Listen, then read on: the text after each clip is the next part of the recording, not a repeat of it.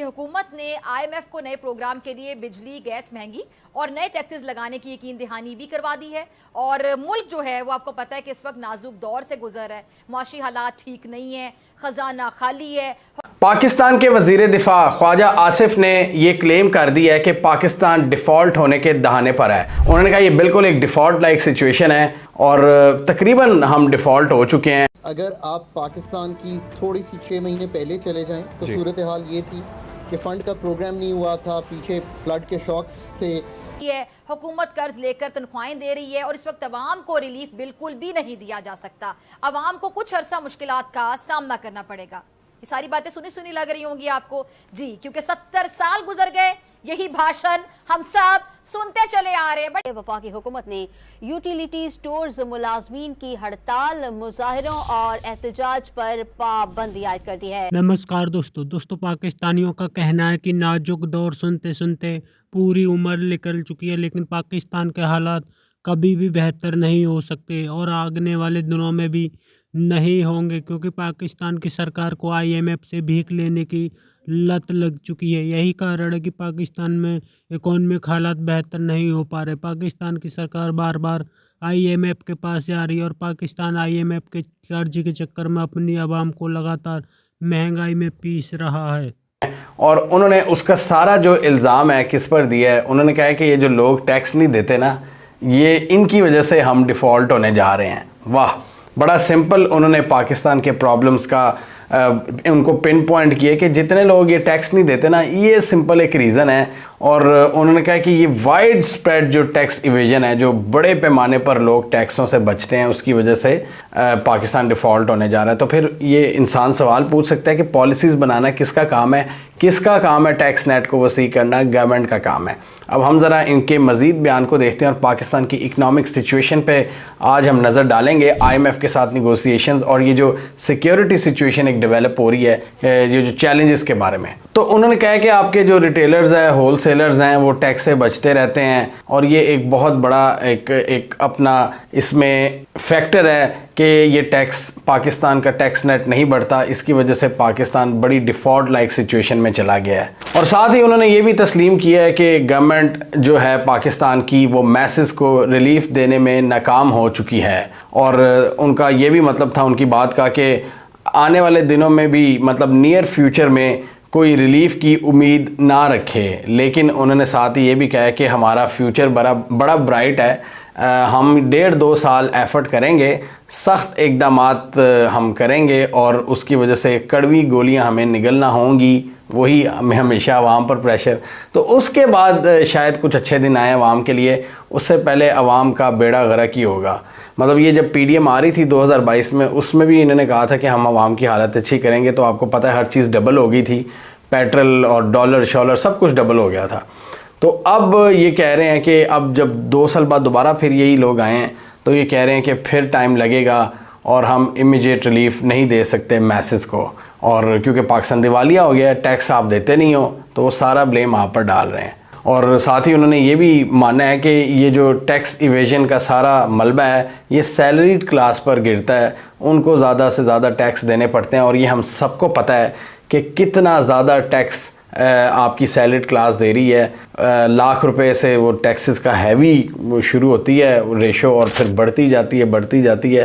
तो जिसकी 2 लाख भी सैलरी है ना, वो भी कोई 30-35 हज़ार के करीब टैक्स देता है। पाकिस्तान में इतनी बुरी सिचुएशन हुई है इस वक्त, और जो टैक्स इवेडर्स हैं वो इसको एंजॉय करते हैं। अब बात ये है कि पाकिस्तान में सबसे बड़े टैक्स इवेडर्स कौन है? खुद ये गवर्नमेंट है और इनके दोस्त हैं जिनको ये ठेके देते हैं। गवर्नमेंट के इंस्टीट्यूशंस हैं, इनको लोन भी मिल जाते हैं।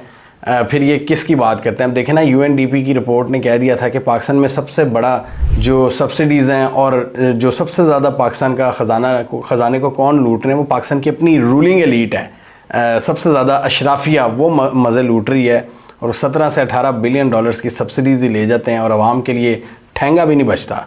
और फिर हमारी सरकार रोते हुए IMF के पास जाती है कि भाई हमें डॉलर्स दो, हमने ट्रेड करनी है दुनिया के साथ, तो हमें डॉलर्स चाहिए, हमारे पास डॉलर ख़त्म हो गए हैं। तो फिर ये डॉलर रोते हुए IMF के पास जाते हैं और IMF भी फिर सख्त कंडीशंस लगाकर आपको पैसे देता है। अब इस वक्त IMF की क्या कंडीशन है? एक तो IMF की पुरानी डिमांड है कि आपका जो एक्सचेंज रेट था उसको फ्लेक्सिबल रखो, यानी डॉलर जितना मर्जी बढ़ता है उसको बढ़ने दो। फिर पेट्रोल बढ़ाओ, अभी आपने देखा है पेट्रोल बम गिराया है, 10 रुपये में का इजाफा हुआ है। फिर IMF कह रही है बिजली भी बढ़ाओ। ऑलरेडी हम रीजन में सबसे महंगी बिजली ख़रीदते हैं पाकिस्तानी सार्फिन पूरे रीजन में, और अब मज़ीद पता नहीं कितने 7-8 रुपये फ़ी यूनिट महंगी होने जा रही है। 50 रुपये यूनिट से ऊपर जा रहा है आपका बिजली का यूनिट। बुरी हालत हुई पड़ी है। कंसिस्टेंसी के साथ कभी कोई आता है हमें ये भाषण देता है, कभी कोई दूसरा आता है तो हमें यही भाषण सुनने को मिलता है। पता नहीं कि कैसा नाजुक दौर है कि खत्म होने का नाम ही नहीं लेता है। जवान बूढ़े हो गए हैं लेकिन मुल्की मसाइल खत्म नहीं हुए। जहां तक माशी हालात की बात है तो मेरा हुक्मरानों से एक बड़ा आजिजाना सा सवाल है, आपकी इजाज़त से अगर आप दें कि मैं आपसे एक सवाल पूछ लूं कि माशी तंगी की मुसीबत सिर्फ आवाम ही की किस्मत में क्यों है? हुक्मरान खानदानों को अगर देखें तो अल्हम्दुलिल्लाह मैं कह देती हूँ कि नज़र न लगे बरकतें ही बरकतें हैं।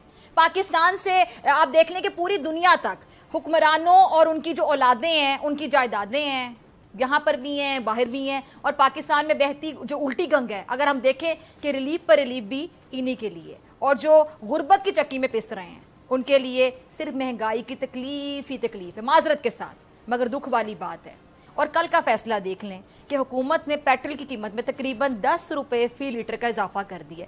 और ये इजाफा उस वज़ीर आज़म शहबाज शरीफ साहब के दौर में हुआ है जिन्हें अपोजिशन में बैठकर 140 रुपये लीटर पेट्रोल बहुत महंगा लगता था। और जो आपको याद होगा उस वक्त की हुकूमत को पेट्रोल सस्ता करने के तरीके और फार्मूले भी बताते होते थे कि इस कुर्सी पर बैठते ही उन्हें वो सारे फार्मूले भूल गए हैं जिससे पेट्रोल सस्ता किया जा सकता है, जिससे महंगाई कम की जा सकती है। सर अब करें ना पेट्रोल सस्ता, अब करें ना महंगाई कम। सब आपको ही देख रहे हैं शहबाज शरीफ साहब कि आपसे उम्मीदें हैं, आप वजीर आजम हैं, लेकिन अब तो हुकूमत महंगाई के लिए नए धमाके करने जा रही है। पहले सिर्फ पेट्रोल बम था, मगर अब खबर यहां तक है कि हुकूमत ने कर्ज लेने के लिए IMF को यकीन दहानी भी करवा दी है कि वो गैस के टैरिफ भी बढ़ाएगी। पेट्रोल अभी सिर्फ 10 रुपए महंगा हुआ है, 15 दिन बाद मजीद महंगा किया जाएगा। कहां से देगी गरीब आवाम इतने पैसे?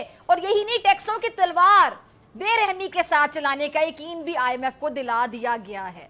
टैक्सों का बोझ जो पहले ही नाकाबिले बर्दाश्त है बेचारे गरीब तबके पे, इसमें अब नए टैक्स लगाकर मजीद इजाफा करने की जो IMF को यकीन दहानी करवा दी गई। ये गरीब बेचारा जाए तो कहां जाए, और ये सिलसिला रुकने वाला नहीं है।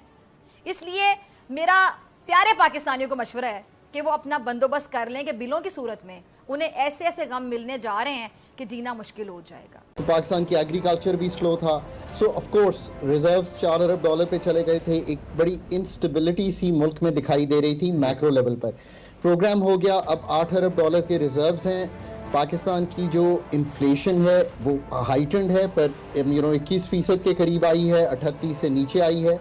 और आपने जो मूवमेंट है रुपए की वो भी देखा है कि कदरे डॉलर के अगेंस्ट स्टेबलाइज भी कर गई है और कुछ स्ट्रेंथ भी आई है। आखिरी चीज़ करंट अकाउंट का खसारा जो है वो इस वक्त देखिए $1 अरब पे रह गया है। पहले 8 माह में अगर आप गो बैक लास्ट ईयर तो ये $4 अरब था सैफान। सो है क्या सिचुएशन?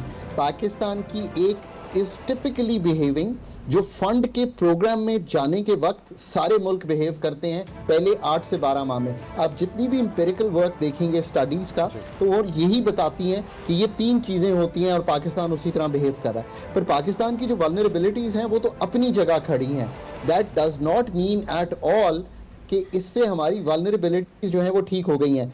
फिस्कल का खसारा इस साल 7.5 या 8% करेंगे। ये तीसरा साल रनिंग है सैफान कि आप इतना बड़ा खसारा कर रहे हैं। लोगों के लिए आसानी से कह दूं, नंबर्स में भी ना जाएं। आपने FRDLA में अपने लॉ में लिखा है कि आप 3.5% का खसारा करेंगे, आप डबल से भी ज़्यादा का खसारा कर रहे हैं। नंबर्स देखें तो FY24 में आप मतलब 8-8.5 हज़ार अरब रुपए का खसारा करेंगे। जस्ट थिंक अबाउट इट कि ये नंबर्स कितने एस्ट्रोनॉमिकल हैं।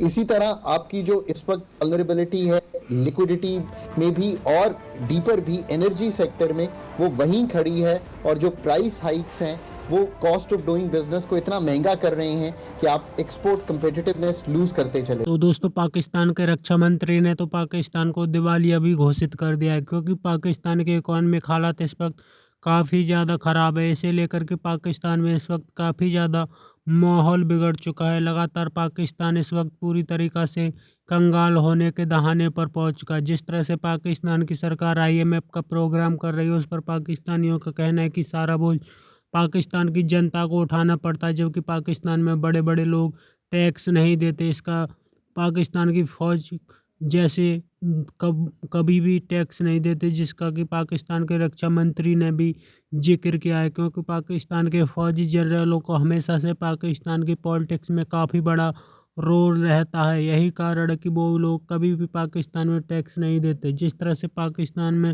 टैक्स को लेकर के हंगामा बरपा हुआ है, उस पर पाकिस्तानी मीडिया का कहना है कि पाकिस्तान की आम जनता ही टैक्स देती है, आम जनता ही महंगाई में पिसती है, लेकिन पाकिस्तान में मौजूद एलीट पूरी तरीक़ा से पाकिस्तान को खोखला कर रही है। वो पाकिस्तान को पूरी तरीक़ा से खा चुकी है और पाकिस्तान के इकॉनमिक हालातों को बेहतर होने नहीं दे रही। आपकी क्या राय कमेंट में ज़रूर शेयर करें। यदि आप चैनल पर नए, चैनल को सब्सक्राइब करें। वीडियो पसंद आए तो लाइक करें, कमेंट करें और शेयर करें। जय हिंद, वंदे मातरम।